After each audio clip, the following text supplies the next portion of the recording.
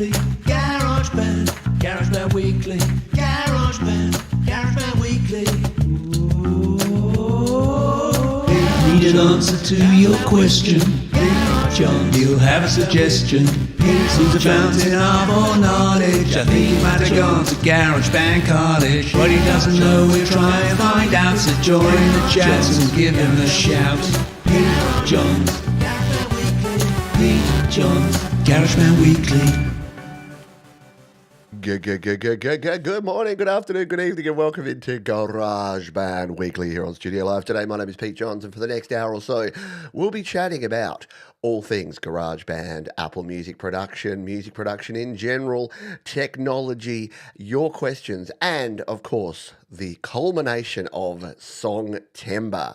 That's right, we have just finished the month of Songtember. We had our big end of Songtember YML extravaganza yesterday, which was 5 hours of great music, and we played over 70 tracks, and it is all good in the hood. So thank you, everyone, for all of your contributions, all of your support. Thank you to Jade and Gary Hubbs. Thank you to Thomas Christ for moderating and doing an amazing job all Songtember long. And thank you to all of our other moderators as well, to Leela and to Mark and to DJ Big Red and to everyone who made sure that the more than 20 hours of content that I personally put out over the month of September all went as smoothly as possible. Were there some hiccups? Were there some, speed bumps along the way? Of course, but we got there, as we do each and every year. And the whole reason we do Songtember is to ensure that when I go to my DistroKid and when I look at things and I'm like, I have not had a very productive year, I haven't released a single song, I know that I am forced, for want of a better word, to actually have something out there. And seeing You're Wrong sitting there waiting to be released in just 3 days' time does warm the cockles, and it makes me feel good about everything else in the world. So as much as it is a challenge, which it should be, the end result is always worth it. And I hope you also found the same thing. If you're just joining me going, I don't know what Songtember is, how do I get involved in this? Well, you've only got about 330 days to wait. That's the good news before we do it all again in 2026. But hey, give yourself another challenge. Just do a song in a month challenge. It's only the 7th of October here, or the 6th, depending where you are in the world. So do like a 4 week, see if you can get something done by the end of October, because it's like, they do the Are You OK Day.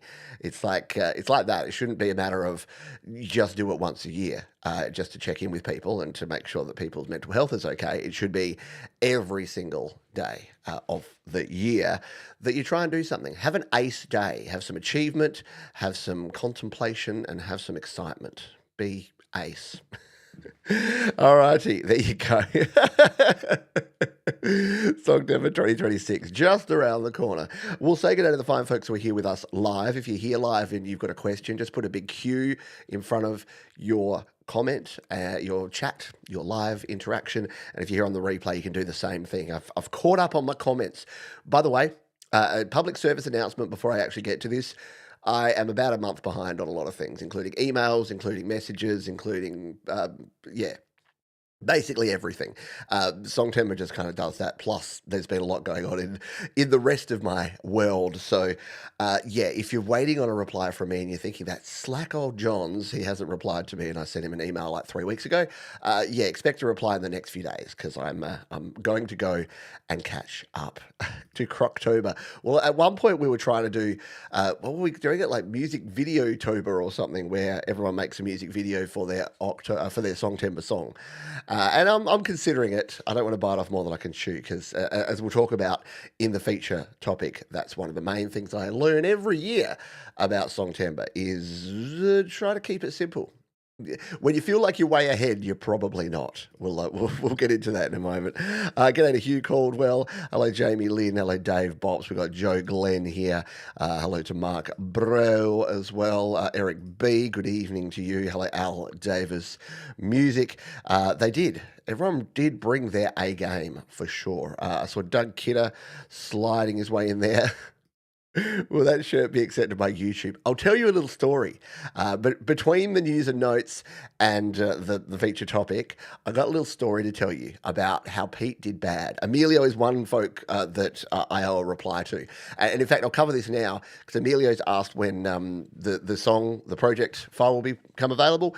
Yeah, I'm working on that this week as well. So by the end of the week, I'll have updated all of the links. And whether you're on Patreon or whether you're a member, I will make sure that the Google Drive link that has, I'm basically going to update it. I previously had a link that had all of my Selfish Aware album on there. So the big zip file with all the projects and all the masters of Selfish Aware. I'll make that available for everyone, however you're supporting me on Patreon or on the member site.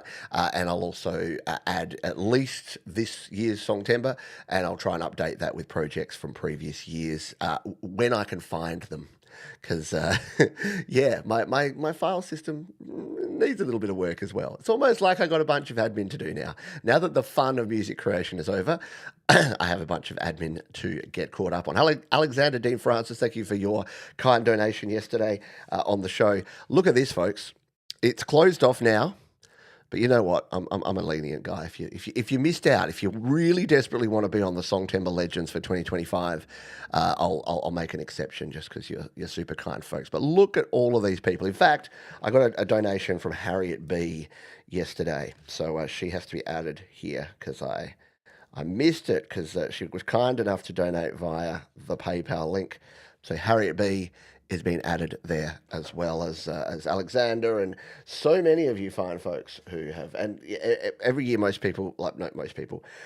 every year I'm asked, why don't you make a T-shirt out of it? I'd buy one. I don't think you would, in the nicest possible way. I could do it, but I don't think so. Hello to Joel Crouch as well. Moo to you, Semtex Cal. I hope you are having a good one. All right, let's dive into some news and notes. Yeah, Thomas is like, last chance now. Oh, man, I did say I officially closed it off, but that's the thing about rules. They're made to be broken. So, update.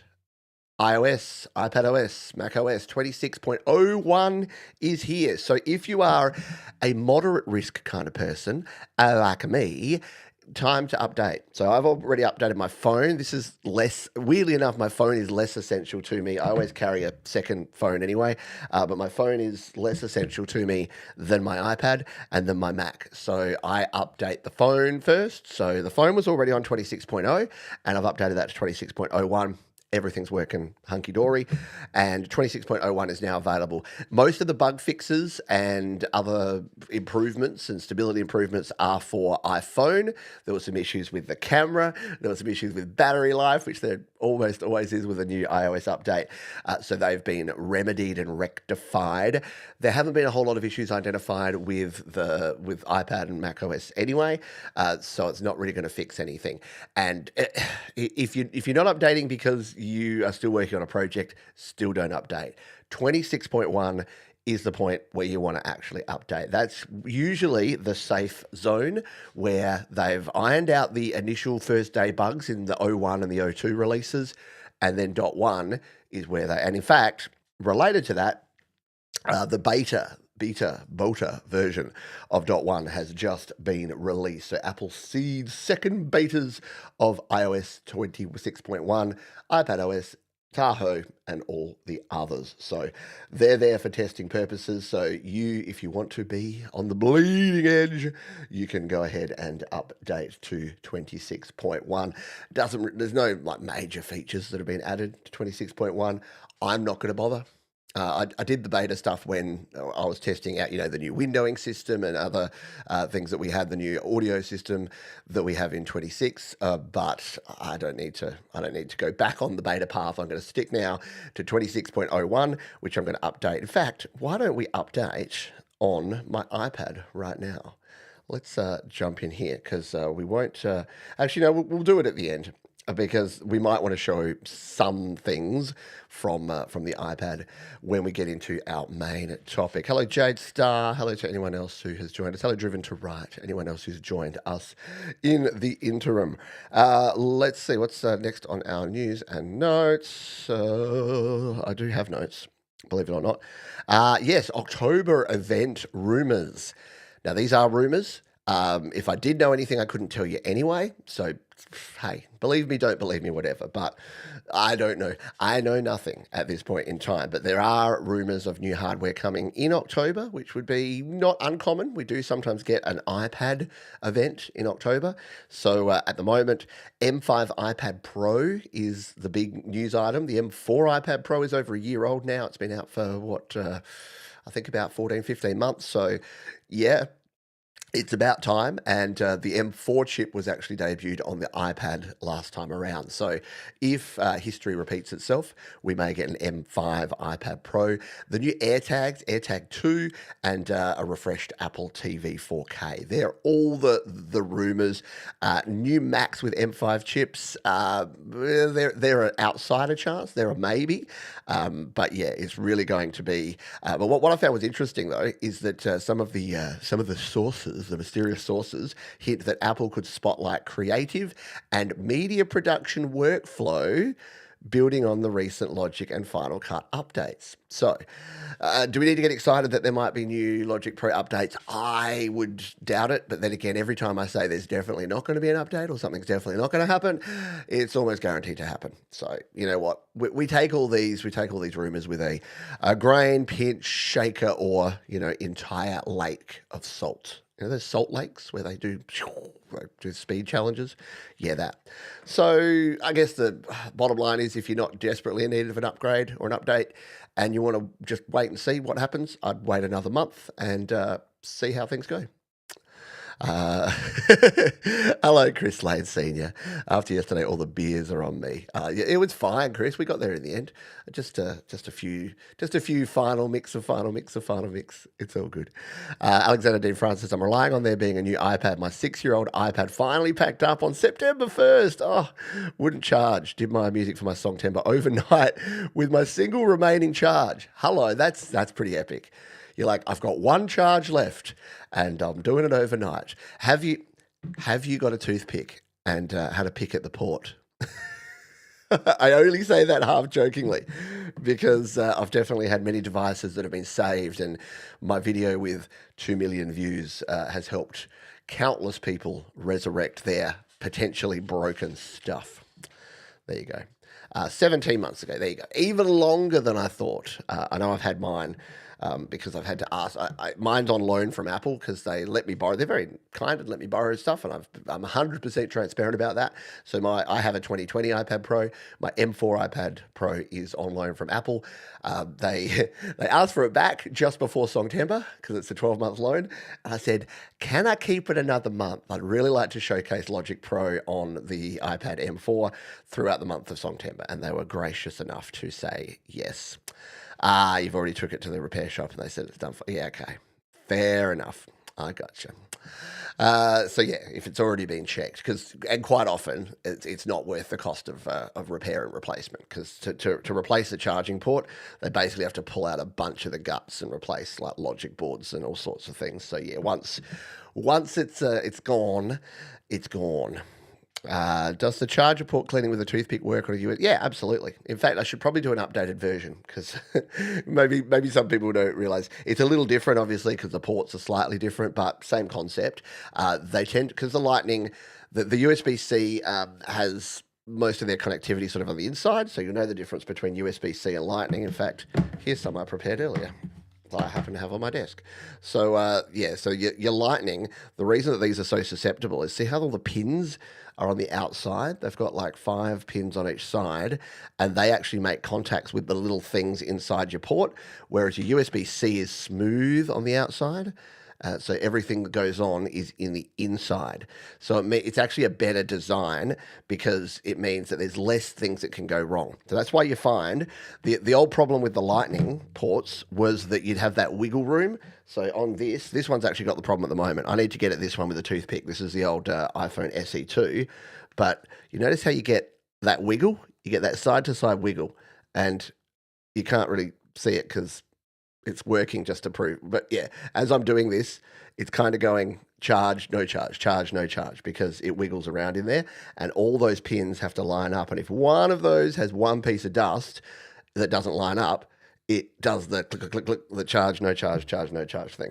Whereas your USB-C, it's kind of a yes-no situation. So it goes in and it's a lot more solid and stable, and it'll either work or it won't work, which is kind of different because your Lightning has that thing where, we've all done this, haven't we? With your Lightning phones, you put it on charge, it seems to be charging, you wake up in the morning, it's at 1%. And you're like, what happened? And you bumped the cord and it just went boop, and it was slightly ajar, and then it didn't work for the rest of the night. So, it does work, and in fact, the reason it's less of a problem is headphone jacks, same deal. So, because headphone jacks have 4 connectors, so the TRRS, like they have the tip, ring, sleeve, all of those have to connect properly for your headphones to work. So, the first time I did the video was how to clean out your headphone jack. Because the same problem, people plugging in headphones and it wasn't recognizing them because all 4 poles and pins weren't lining up.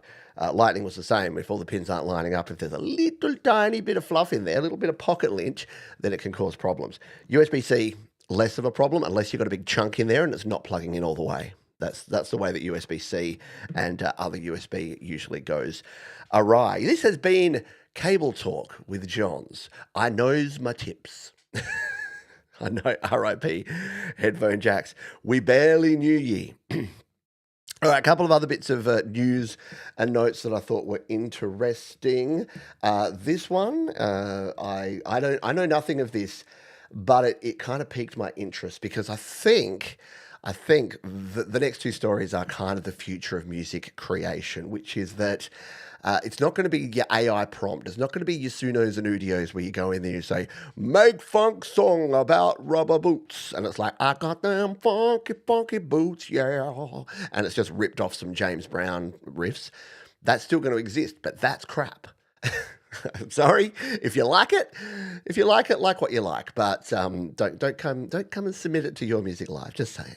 But FL Studio, and Thomas Christ might know some of this, it introduces an AI assistant that offers music production advice. Now, this is where I think that AI can actually come into its own. So the latest update brings a loop starter, a feature that automatically loads up a selection of samples based on a chosen genre, and a long requested increase in mixer tracks. So the whole idea is that there's Gopher, an AI assistant trained on FL Studio's reference manual and knowledge base that provides instant answers to music production questions in the user's native language. This is what got me excited. It got me excited and also really worried, because I've always said that this is where AI should be. If someone is using Logic Pro for iPad, say you're Brad Example and you're learning, I'm not to pick on Brad, but Brad's learning Logic Pro for iPad at the moment.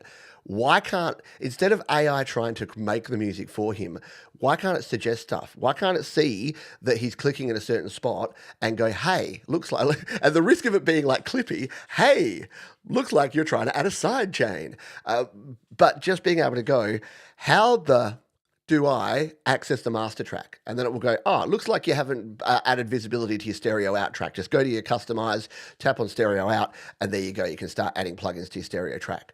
Or how do I set up a reverb? And it's like, okay, it looks like you want it to set up some adds, some sends and receives. So here's what you do. You create an auxiliary track, and then you add a send from your track to that auxiliary track, and then you can adjust how much of it goes into that effect. Like, that's the holy grail, isn't it? Or even AI that can listen to your track and say, you are way, like my song. I gave it to Jade Starr and she's like, your bottom end here, Johns. Your bottom end is way too heavy. And I'm like, I know, I'm working on it. I'm trying to cut down on the carbs. And she's like, okay, we can fix this though. We can go into the EQ.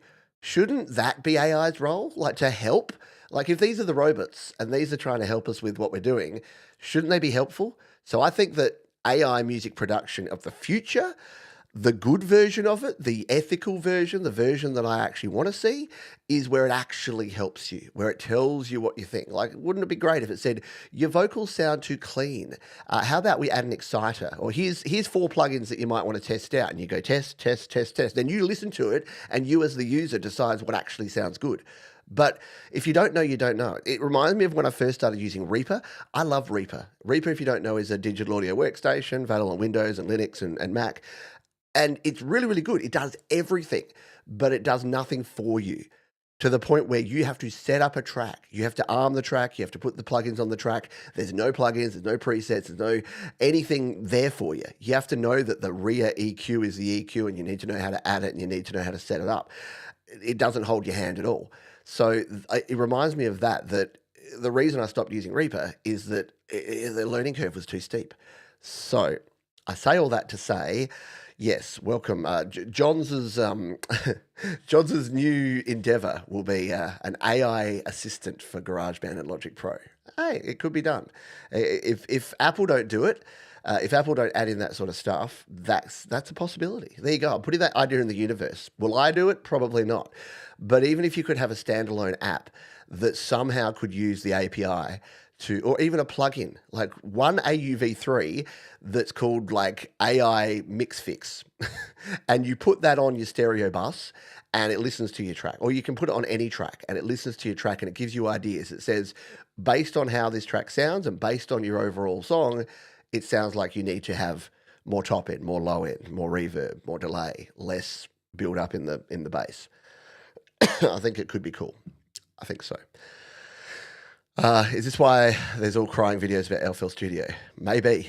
It's mostly an AI search of the FL Studio instructions. No need to worry just yet. Maybe used it once to do a demo on Make a Rock a while ago. Haven't thought about it since. Yeah.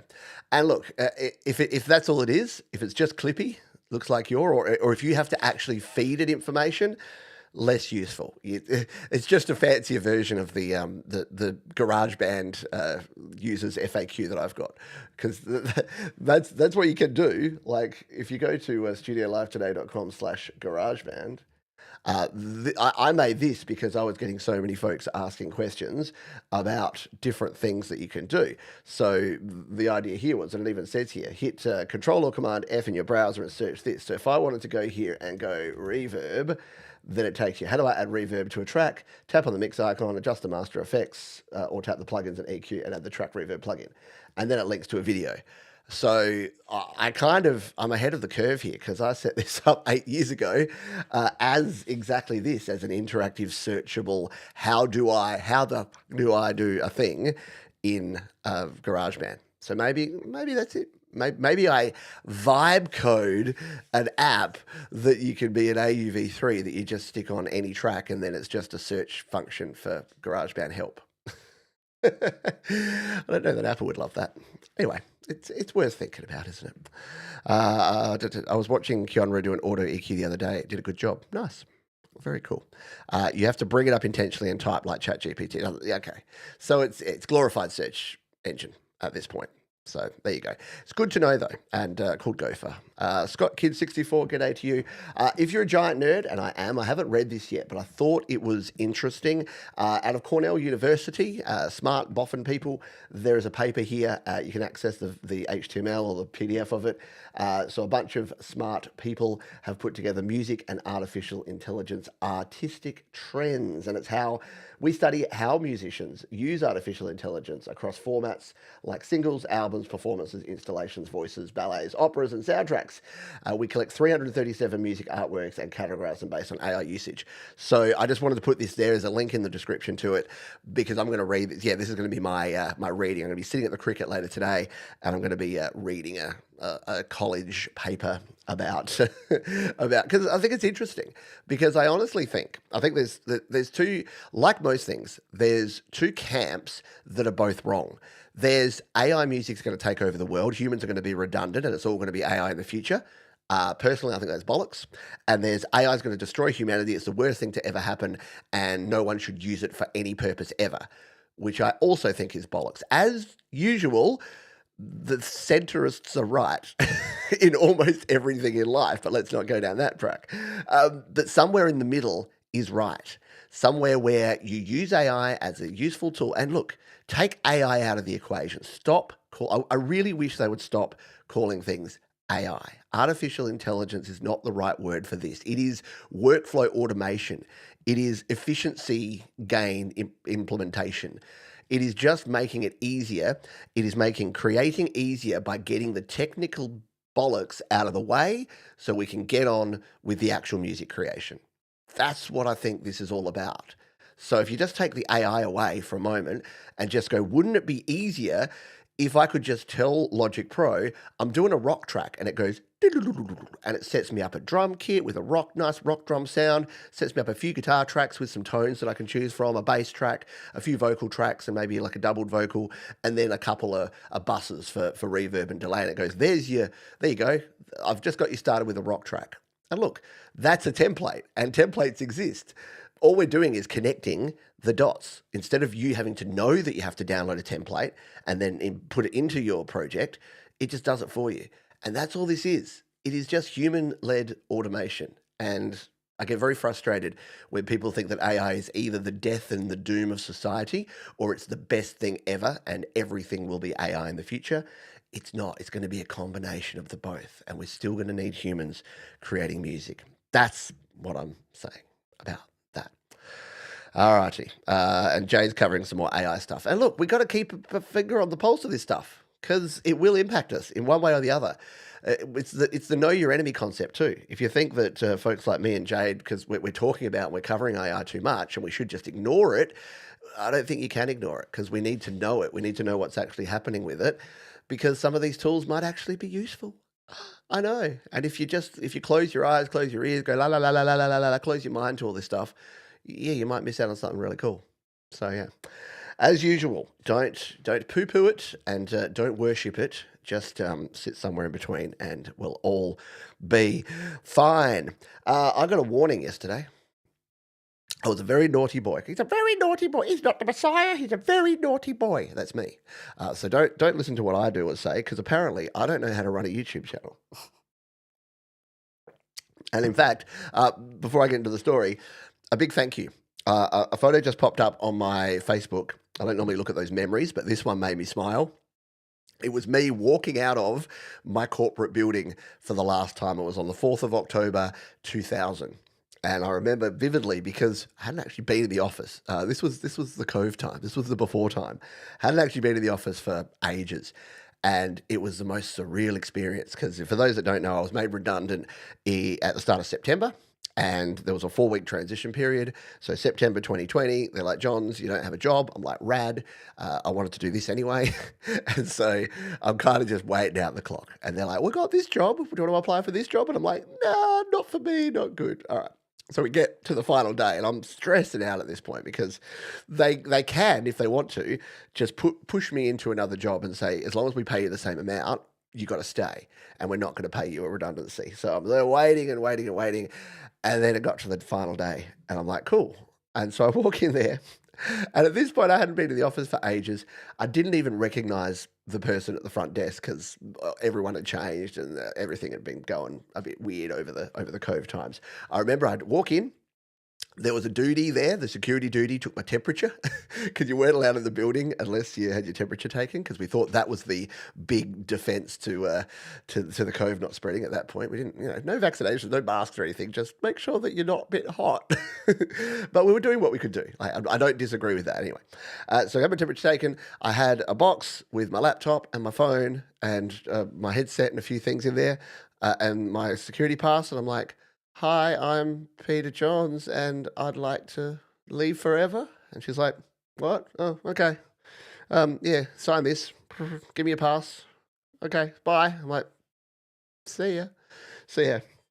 No one from my team was there. My boss didn't call me.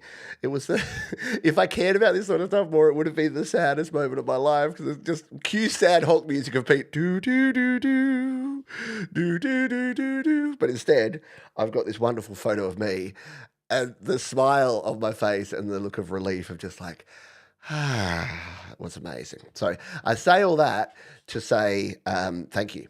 Because it's only because of folks like you doing things like this, folks like you being patrons, folks like you donating to the channel, folks like you being members, and folks like you actually rocking up and watching these shows and giving a crap about what I have to say about things and hopefully getting some value and learning some things by what I'm showing around here. That's the only reason that I can continue doing this, which is rad. Yes, it was almost skipping out the door at that point. It was pretty cool. riding away into the sunset, exactly. And look, are there parts that I miss about that? Yeah. Like, let's be honest, I miss a stable paycheck. Who wouldn't? But will I take the volatility of doing this as my job over? You know what it's like. Like I could have played the game, and I was a company man back in the day, and I could have played the game, and I could have risen up the ranks. But you know what you have to do? You have to crap on people. You have to be a wanker. You have to speak the speak, and yeah, it's not cool. So I would rather be doing this. And will I do this for the rest of my life? Probably not. YouTube is changing. The world of live streaming is changing. The world of video creation is changing. Hello, Dan Ekberg Music. Hello to Fraudland Pictures. Hello to you. Anyone I haven't said g'day to, say hello here in the chat. And if you got any questions, throw them my way. Do do do do do do do do. So, what happened yesterday? I'll show you what happened yesterday. Well, I won't show you because if I play what I did, I'll get it again. So here's my YouTube studio, and here's what happened. Your content was removed due to a violation of our community guidelines. You received a warning. If you select take action, you can do an appeal if you think it was wrong, or you can do optional training to remove the warning after 90 days. So I won't leave that on screen for too long because now I'm paranoid. Every time I share something on screen, I'm a little paranoid now. So for the next 90 days, it'll be like, oh, I better not share that. Oh, no, I'm not going to share that. So what happened? We were doing the after party, and as you can probably tell by what I'm wearing here, I'm a big cricket fan, and I thought, I'll just, I had the cricket live streaming on my other screen. And yeah, you're seeing where this is going, right? So I popped it up and I'm like, oh yeah, so here's the South Australian team. This is being played at the Adelaide Oval. This is what happened. This is how cricket works. This is what goes on. And then I flicked back from it. About 5 minutes later, and that was maybe 4 to 5 minutes of footage that I showed. So we'd already chatted for 15 minutes. I showed about 5 minutes of cricket, came back and we were talking about other things in music. When suddenly the stream goes, this stream is being terminated. I'm afraid I can't let you do that, Pete. This stream is being terminated. And I'm like, uh-oh, I know exactly what that was. And we were joking, and the chat was joking, because I just did some Beavis and Butthead-like impressions. And I'm like, oh no, it's MTV Studios, they're coming after me. But no, it was that it detected. And here's the weird thing. This is why I might actually appeal it. Because what I was showing was actually a free stream. So it wasn't like anyone can go there and actually watch that stream.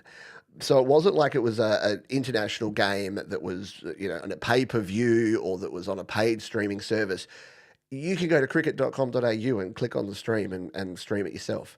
So that was kind of my thought process going in. I would never stream an NHL game. I would never stream an Australian cricket game like the Ashes or something like that.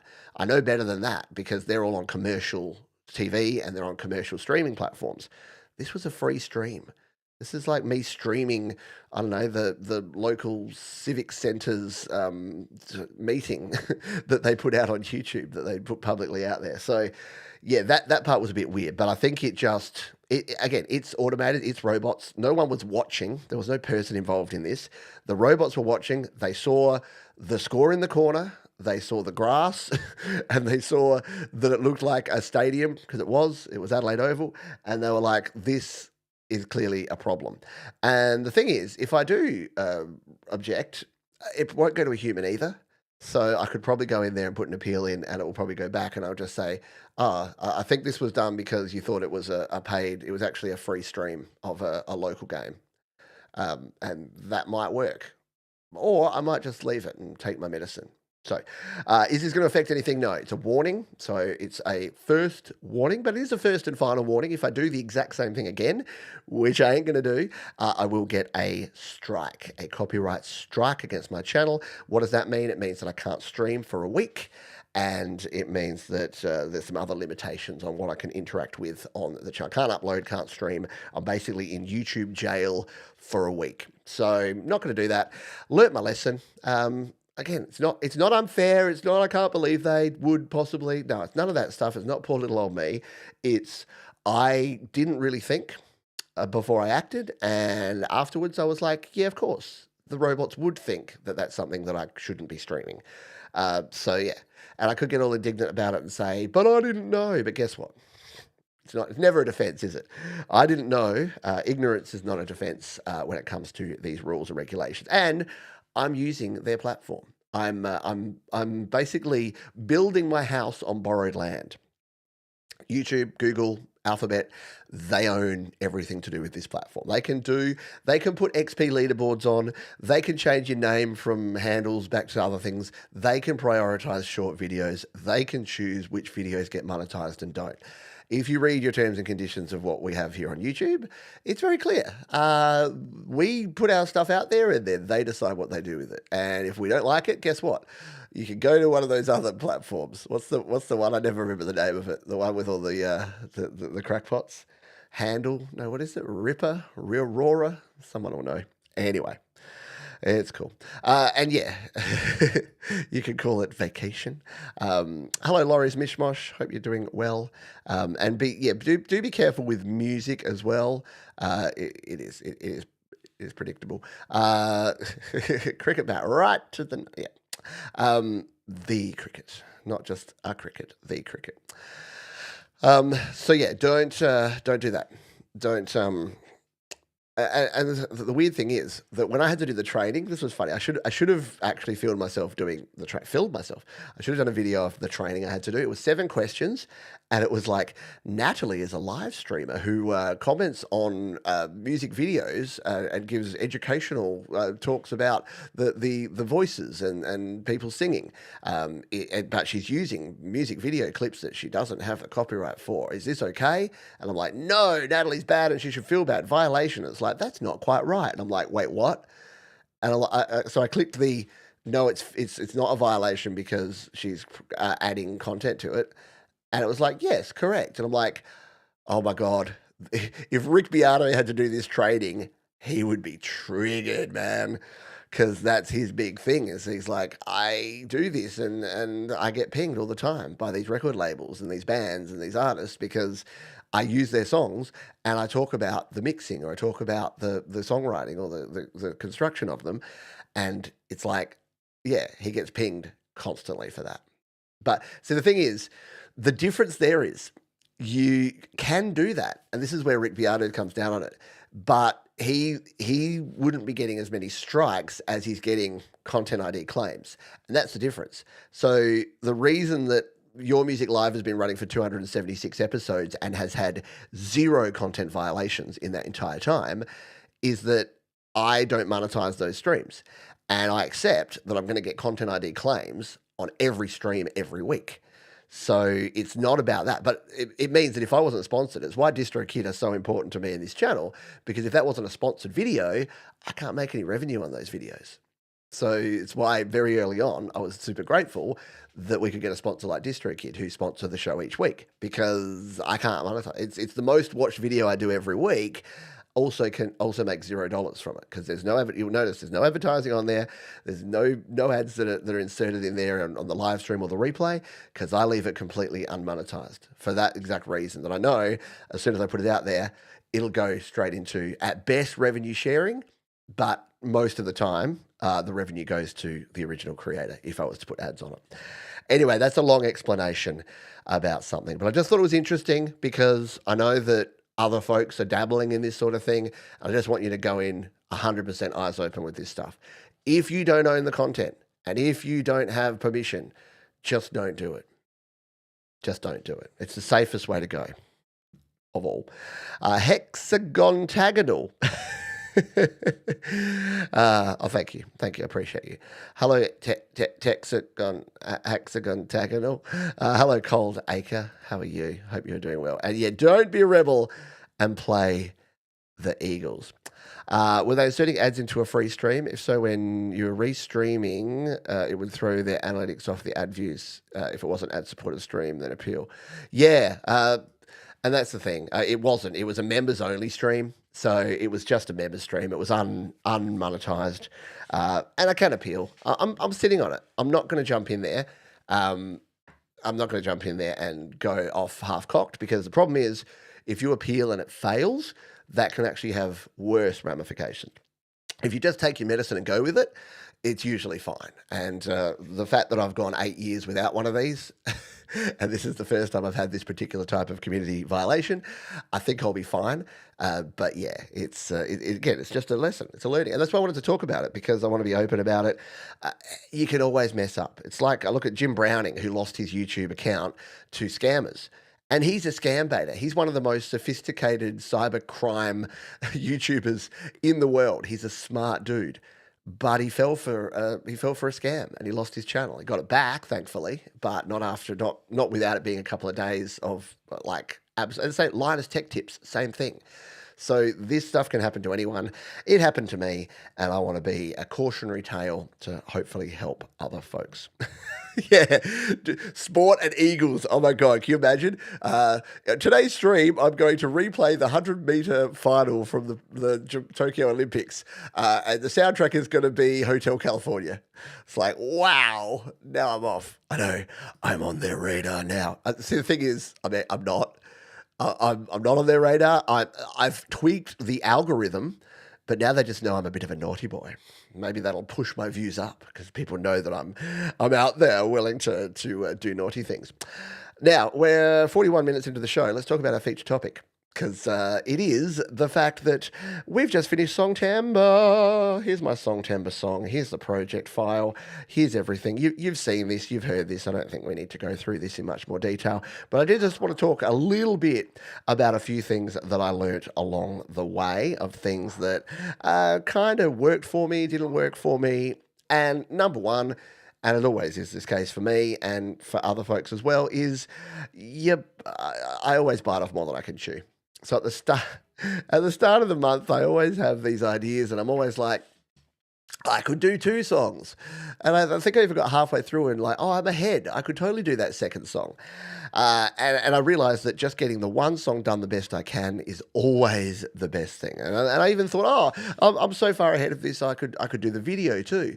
No, that wasn't the case. So I guess the learning out of that is, no matter how quickly you come out the gate, don't just tread water. Don't think you got time. If you've got the motivation, the time, the energy, keep going.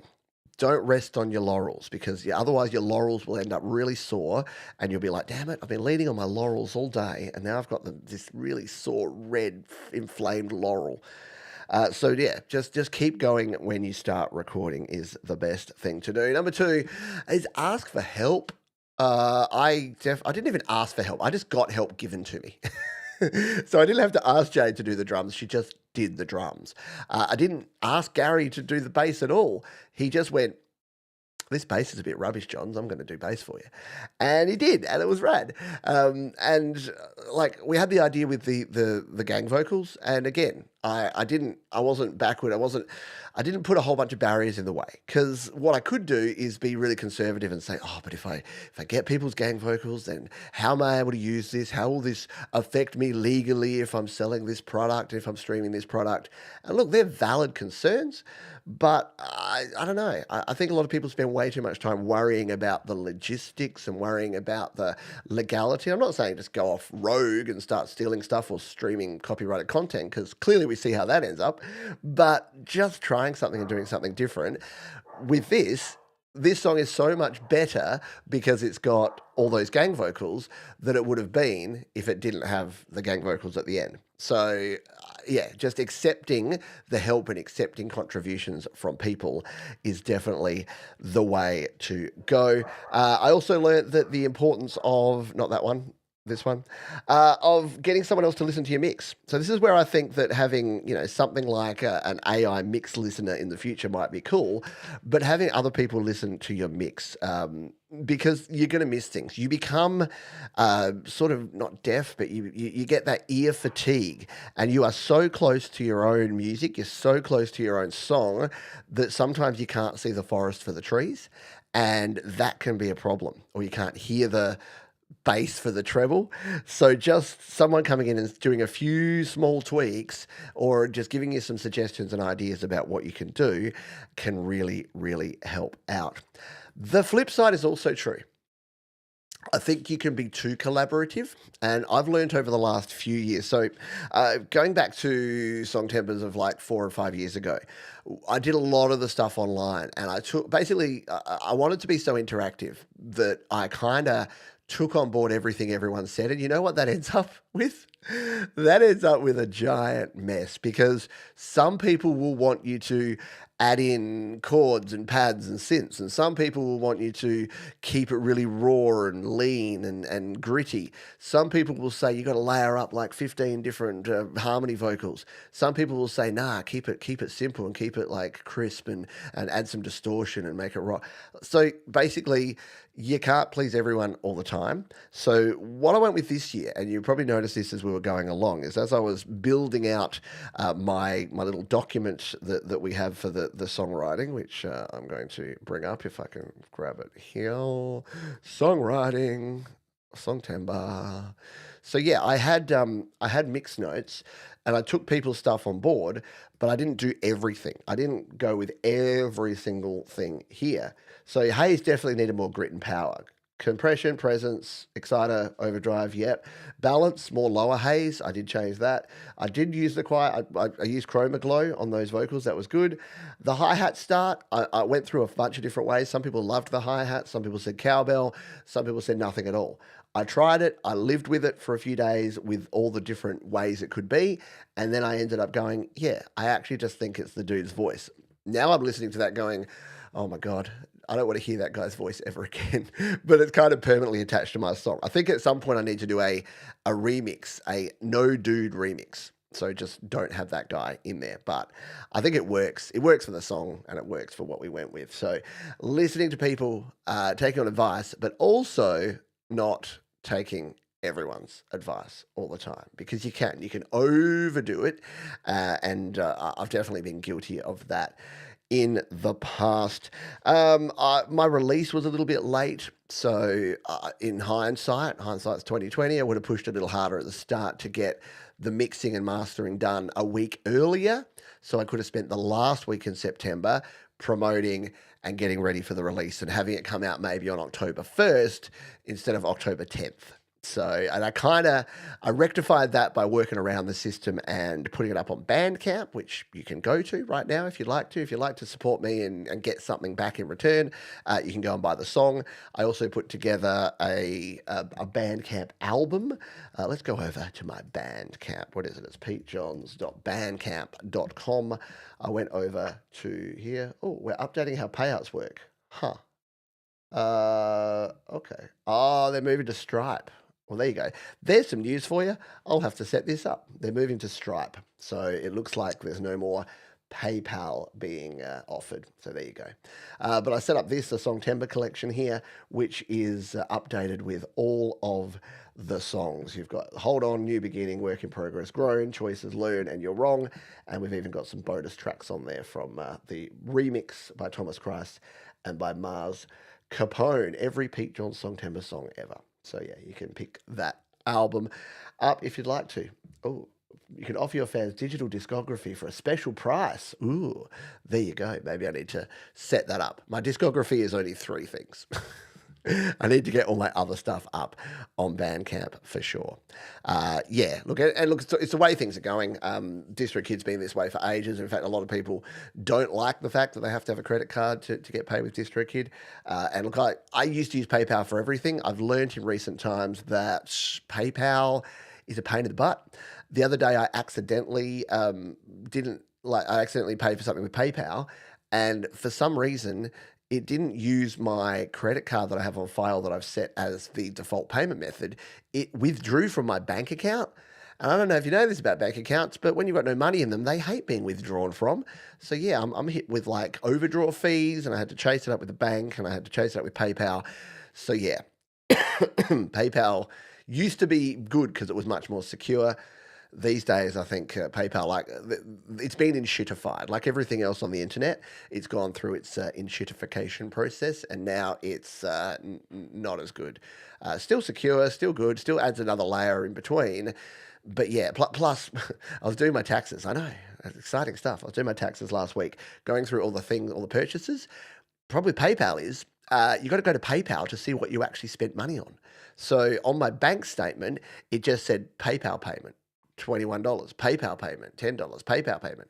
Whereas if I pay directly from a bank account or from a credit card or a debit card, it gives me the vendor directly in my bank account statement. So I've kind of made the switch anyway that I'm going to move as much of the payment side of things away from PayPal. It's still useful. It's still basically the only way to get donations globally. I know you've got things like Venmo in the US and Cash App, which are synonymous with scams, but that's a whole different story. But so PayPal is still the easiest way to do money transfers internationally. So, and thank you to everyone who has made a PayPal donation. I can't leave that.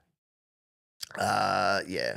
And that's the thing. If you're a seller, PayPal can be a real problem because people can basically lie. You can sell them something, you can send it to them, it can be all 100% hunky-dory, and then they put in a claim. Especially through eBay back in the day, they put in a claim. And you as a seller are basically held over a barrel that you either refund them or you get, or they get their money back and you get a strike against your name anyway. So yeah, there's a lot of buyer protection, a little too much buyer protection when people make a mistake and buy something. One time Venmo's, I know that they're all owned by all the same thing, and I think Stripe owned by the same group as well. I'm not sure, but yeah, they're all in cahoots with each other anyway. So that's it. Thomas says I haven't seen anything on my Bandcamp yet, but I'm sure it'll be there soon. Yeah, they're probably working working their way around because PayPal is gone here. Yeah, that's the thing. It's not as commonly used in some parts of the world as in others. In Europe and the UK and Australia, PayPal is still kind of number one when it comes to wanting to pay and do things. Here in Australia, we actually have a really good fast transfer system from bank to bank now. So you can literally have a pay ID, which you can pay people. If they've got their mobile phone number set up, you can literally go into your banking app, put someone's mobile phone in, say, send $20, and it goes instantly. Like it used to take days to do that, and now it's instant and it's free. And to be honest, it's 2025, people. Paying all these transaction fees. Like, do these companies not have infrastructure? Like, whenever I scan my credit card, it's like, oh, there's a 1% credit card processing fee. I'm like, for what? The system is sitting there and it has to send, what, 2 bytes of data? It's like my name and the encryption code and the amount, and then debit it from my account. Like, how is that 1%? How am I paying an extra dollar every time I buy a $10 something? Actually, no, that's 10%, isn't it? But how am I paying these 2 and 3 and 5 sometimes % credit card processing fees? Again, I know why, and I know how. It's a scam. It's companies that just want to. We're making money, but how do we make all money? Like, we're making lots of money, but how about we make all the money? Yeah, let's just charge people even more for doing the things they're already doing. And here in Australia in particular, it is pissing me off because they spend all this time going cashless. So you go to most places now and they are card only, they're cashless. I loved this. I don't like carrying cash. Cash is annoying. Change is stupid. Everything should just be bing, and you're away. But now they basically made everything cashless, and then the company's like, "Oh, we got them now. Now that they can't pay by cash, let's put a card processing fee on all these transactions." So I've actually gone rogue now, and I've started just paying cash. If I see that there's a transaction fee, I'm like, nah, you're gonna have to deal with my cash, because the businesses don't really want your cash, because then they have to bank it, and they're carrying all this cash, and then it's a liability, and then it's a security risk. So I'm like, no, you're having my cash. If you're going to play this game, I'm spiteful too. I can be a wanker. So let's play that game. All righty. Me, you know what I did by mistake when realizing my song on DistroKid? I upgraded my account to the Ultimate Musician. Oh no. Oh. Said I can downgrade for 2026. That's a bummer. Yeah. I do not need the Ultimate one. So they said that you're the ultimate, but you can't downgrade until next year. So you've already paid the full year, but you can downgrade.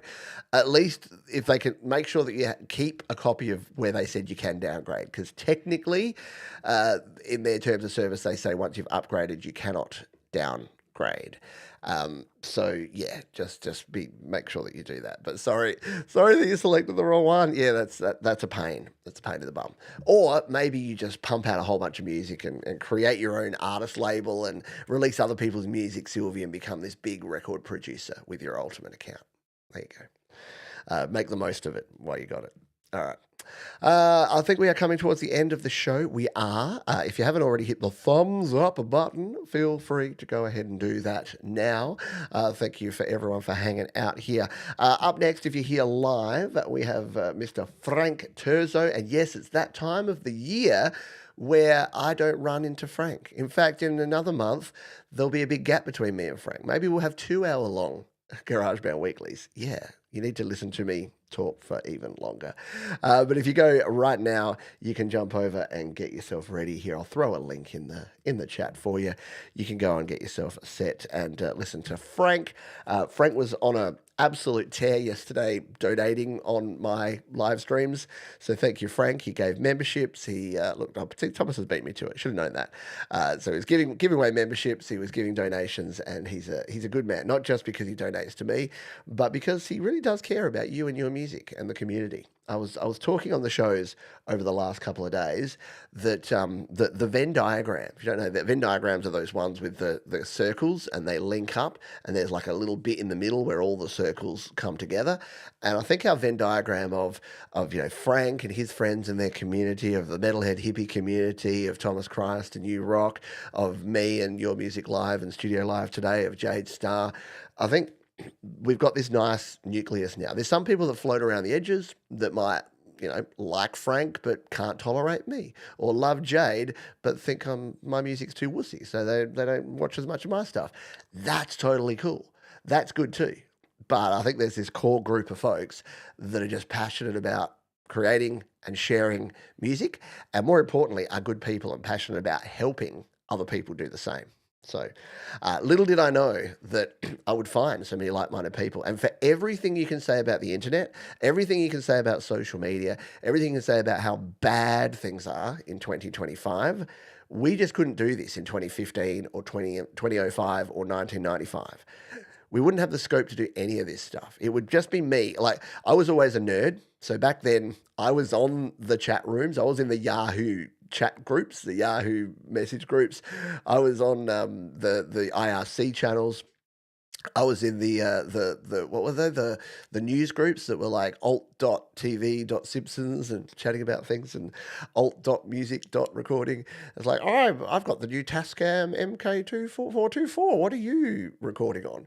So I was always part of that. But in terms of streaming high definition audio and video, and having people being able to watch it live and then watch the replay, and doing all of that for free, are you kidding me? Like, do you know how much bandwidth costs to upload and to share video even 10 or 20 years ago? So yeah, YouTube have, for all the foibles, for all the things I say about them, they have 100% revolutionized the way that we communicate. And that can be used for bad things, that can be used for hate, that can be used for fear, that can be used for people, for misery, but it can also be used for sharing. It can be used for creativity. It can be used for community. So I say all of that to say thank you. Yes, the BBSs. Hands up who had a 2400 baud modem in the early days, or even a 300 baud, and you go in there and you'd play the games. What were they called? The MUDs, multi-user dungeon games, where you'd log in and you'd do a thing, and then you'd log out. Then someone else would call up and they'd do a thing, and then yeah, that was cool. Fido mail. That was mail that you just sent out there. You put a name on it and you just hoped it found its way to the person you sent it to. Sometimes it went to someone that had that name that wasn't that person. Very insecure, but very fun. So yeah, maybe we need to do a retrospective, a BBS show. Maybe that can be the podcast this week. Talk about BBSs. Yes, get off the internet. I need the phone. And the phone's making crazy noises. Those crazy noises are computer signals. Yeah, some idiot at MIT is telling us that Captain Picard's better than Captain Kirk. They're out of their minds. On that note, thanks for being here. Jump on over to Frank's show now. And as we say at the end of each and every show around here, folks, be kind to yourselves, be kind to others. Keep creating. I'm off to the cricket. I'll see you soon.